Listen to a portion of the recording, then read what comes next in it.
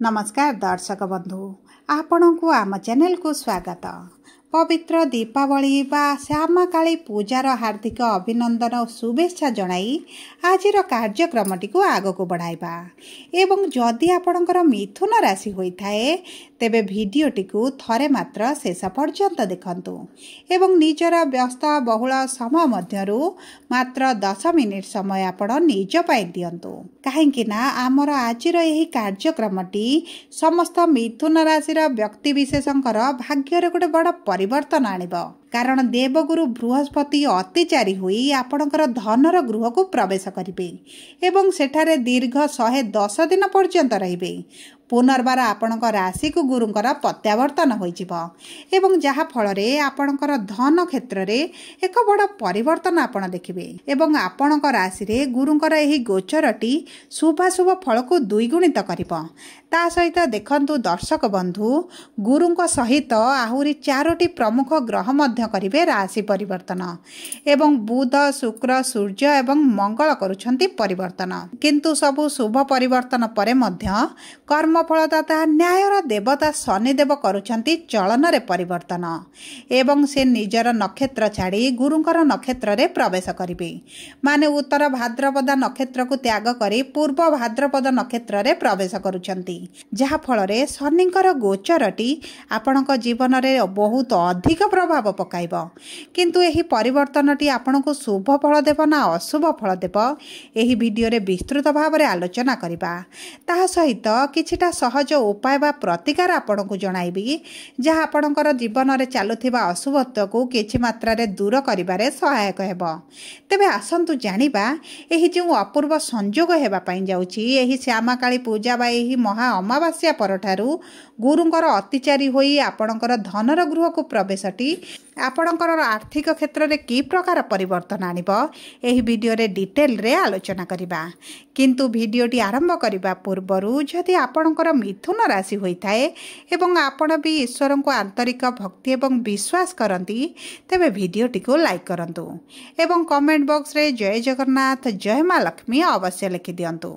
ता सहित आपण जदि आम सह जोगाजोग करिबा पई चाहुचंती वीडियोर मध्य भाग रे एक व्हाट्सएप नंबर टिए दिया जाइछि जो नंबर साहाय्य रे आपण आम सह जोगाजोग करी निजर नूतन कुंडली प्रस्तुत करि परिबे कुंडली विश्लेषण कराई परिबे किंबा आपणकर चाकरी विवाह व्यवसाय प्रेम संपर्क को नै किछि समस्या रहिछि ताहार सहज रे एवं स्वल्प मूल्य रे समाधान करि परिबे। सेति पई आपण आम सह वीडियोर शेष पर्यंत जोड़ी होई रहंतु एवं व्हाट्सएप नंबर माध्यम रे आम सह जोगाजोग करंतु। एबे आसंतु कार्यक्रमटी को आग को बढ़ाइबा।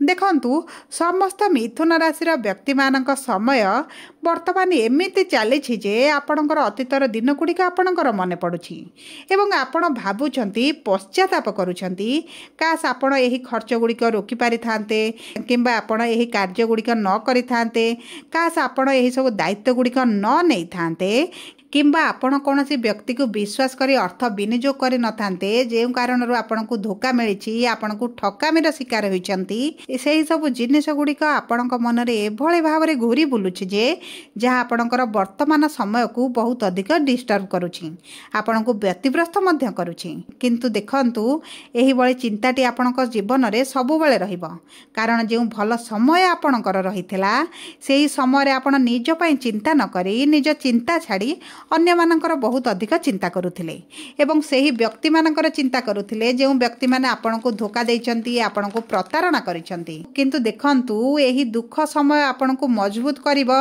एवं भविष्यत रे जे सब आसीबो परिवर्तन सेति पई मध्ये आपण को स्ट्रांग बनाइबो। गुरुंकर एही महा परिवर्तन आपण को जीवन रे पुनर्बार एक सुजोग देबो एवं आपण को जीवन रे एपळी एक मुहूर्त आनिबो समय आनिबो दीर्घ 110 दिन रो समय जहा आपण निज जीवन रे बड़ परिवर्तन करि परिबे। देखंतु 18 अक्टोबर परे शनिक ऊपर बृहस्पतिंकर दृष्टि रहिबो सेति पई आपण जदि नूतन चाकरी नूतन व्यवसाय करबा पई चाहुतिले आपण को सेतिरे निश्चित भाव रे सफलता प्राप्ति हेब। आपणक कर्म क्षेत्र में मान सम्मान जो आपणकर हानि होउथिला आपणकर जो छोट छोट भूल गुड़िक काढ़ी आपको निंदित करा जाउथिला अपमानित करा जाउथिला सेही क्षेत्र में आपण निश्चित भाव में परिवर्तन देखिबे। एवं जदि आपण किछि बड़ कार्य निज हाथ को नैथिले एवं सेथिरे आपणको सक्सेस मिलु नथिला ताहा मध्ये आपणकर निश्चित भाव में सफलता आनिदेब। एवं देखंतु आपण जदि प्रमोशन रा बहुत दिन हला अपेक्षा करिसंती एवं आपणक प्रमोशन को विभिन्न कारणरू अटकाई दिया जाउची आपणको प्रमोशन हेबा पई दिया जाउनी तेबे देखंतु आपणको सेही क्षेत्र में बहुत अधिक शुभफल प्राप्ति हेबो। आपणको प्रमोशन क्षेत्र में आपण बहुत भाग्यवान हेबा पई जाउचंती एही दीपावली परठारू। ता सहित जो मानक कर्म क्षेत्र में किछि पुलिस केस चलीथिला आपणको मिछ केस रे फसा जाइथिला किंबा आपणक सहित किछि धोखा होई प्रतारण करा जाय आपणको पुलिस केस रे फसा जाइथिला सेथिरु मध्ये आपण बाहरी पारंती। एवं देखंतु जो माने अधिक दरमा सहित निजर चाकरी रे परिवर्तन चाहुथिले एवं पुराना चाकरी छाड़ी नूतन चाकरी जॉइन करबा पई चाहुथिले तेबे आपणक पई जबरदस्त सफलता रहिछि।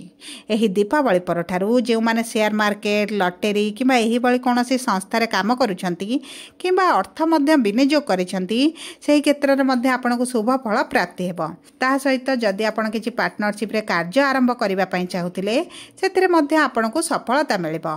जो व्यक्ति माने विदेश जीवा पई चाहुथिले सेमानक पई मध्ये बहुत भल समय रहिछि। ता सहित देखंतु आपण आयर भावर स्वामी हेउछंती मंगल जी आपणकर आयर भाव को सप्तम दृष्टि देबे माने आपणक आर्थिक स्थिति रे बड़ सुधार आसीबो।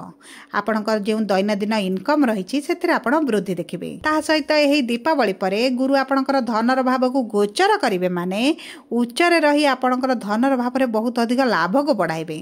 आपणको सब दिगरु अर्थ मिलवा आरंभ होई जिवो। जदि आपणकर किछि अर्थ फसिकी रहिथिला ताहा मध्ये आपणको प्राप्ति होई जिवो। आपणकर सांग साथी हुअंतु बंधु बांधव हुअंतु रिलेटिव हुअंतु सरकारी स्तर रे हेउ जे कोनोसी जगह आपणकर अर्थ फसिकी रहिछि आपणको ता निश्चित भाव रे मिले जिवो। ताहा सहित आपण जदि मेंटेनेंस एलुमिनी पई किछि अर्थ पई अप्लाई करिसंती ताहा मध्ये आपणको मिले जिवो। आपणको इंश्योरेंस पैसा हेउ पीएफ पैसा हेउ ताहा मध्ये आपणको पाखକୁ आसीबार बहुत अधिक संभावना अछि। देखंतु जे कोनोसी उपाय रे आपणको निश्चित भाव रे अर्थटी बढ़ी जिवो एवं मोटा आकारर धन मध्ये आपणको प्राप्ति होई पारे। दरमा बढ़िबार संभावना कारणरू आपणकर आर्थिक स्थिति मध्ये सुधुरिबा आरंभ करिवो। तेबे देखंतु एही दीपावली परे आपणको वैवाहिक जीवनटी किभଳି रहइबो आपणको विवाहर जोगटी किभଳି रहइबो आसंतु देखिबा। देखंतु शनिकर गुरुंकर नक्षत्र को गोचर करिबा माने आपणको वैवाहिक संपर्क रे बहुत बड़ परिवर्तन आनिबे। आपणको संपर्क रे जो मनमालिन मतभेद चलीथिला सेथिरे बड़ सुधार आसीबो। उभय जदि अलगा रहउतिले आपणको संपर्क रे सेपरेट होला बळी परिस्थिति आसीथिला किंबा आपण कोर्ट कचेरी पुलिस केस पर्यंत आपणको वैवाहिक संपर्कर समस्याटी पळाइथिला ता मध्ये धीरे धीरे समाधान हेबार संभावनाटी देखा जाउछि। देखंतु 18 अक्टोबर परे आपणकर सप्तमेश द्वितीय भाव रे उच्चरे रही आपणको संपर्क रे सुधार निश्चित भाव रे आनिबे। ता सहित आपण जाहाको विवाह करिबा पई चाहुछंती तांको सह आपणकर विवाहर जोग रहिछि। जदि आपणको प्रेम संपर्क को विवाह रे परिणत करिबा पई चाहुछंती एवं आपण देखुछंती एबे प्रेम संपर्क रे एभଳି परिस्थिति रहिछि जे विवाह करिबा न करिबा रे आपण निष्पत्ति नै पारु नांती सेतिरे मध्ये आपण देखिबे सफलता पाइबे। आपणकर निश्चित भाव रे विवाह हेबो। एवं देखंतु शुक्र जेहेतु नीच रहिबे आपण एही समय मध्ये जदि किछि नूतन संपर्क मध्ये को जाउछंती तेबे आपण टिके सचेतन रहि जांतु कारण आपण ठकामी रे पड़ी पारंती। तेबे आसंतु जानिबा केमिति रहिबा आपणक पारिवारिक संपर्क। एही दीपावली परे आपणकर घर गाड़ी भूमिर जोगटी किभଳି रहिछि आपणको भूमि घर गाड़ीर पर्याप्त सुख प्राप्ति हेबो। एही समय जदि आपण किछि नूतन घर किनिबा पई चाहुचंती जागा किनिबा पई चाहुचंती किबा निज पई गोटे गाड़ी किनिबा पई चाहुचंती तेबे बहुत भल समय रहिछि। किंतु देखंतु शुक्र जेहेतु नीच होई जिवे आपण तरबर होई कोनोसी जिनिस न किनिले आपणक पई उचित रहिबो। कोनोसी वयोज्येष्ठ व्यक्ति हुंतु पाखापाखि किछि ज्ञानी लोकंक ठारू आपण उपदेश नै जदि आपण क्रय करंती तेबे आपणको सेतिरे सफलता प्राप्ति हेबो। कोनोसी लॉस हेबार संभावनाटी देखा जिवो नाही। जदि आमे देखिबा आपणकर शिक्षा एवं संतानर जोगकू देखंतु ईश्वरक कृपारू आपणक पंचम गृहकू बुध गोचर करूछंती जे आपणक लग्न एवं राशिर स्वामी अटंती एवं शिक्षा क्षेत्र रे आपण शुभ परिवर्तन देखिबे। जदि किछि एग्जाम देउछंती एंट्रांस देउछंती इंटरव्यू देउछंती सेतिरे मध्ये आपणक शुभ फल प्राप्ति हेबो।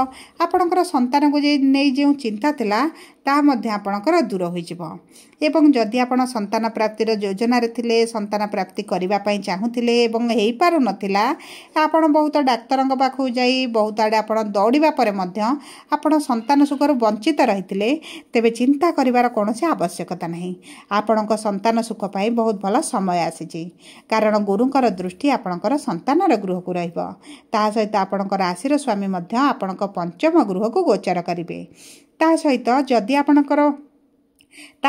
ଯଦି ଆପଣଙ୍କ ସନ୍ତାନଙ୍କ ସହିତ କିଛି ମତଭେଦ, ମନମାଳିନ କିମ୍ବା ଆପଣଙ୍କ ସନ୍ତାନଙ୍କ ସହିତ ଆପଣଙ୍କ ଦୂରତା ବଢ଼ିଯାଇଥିଲା, ସେଥିରେ ମଧ୍ୟ ଧୀରେ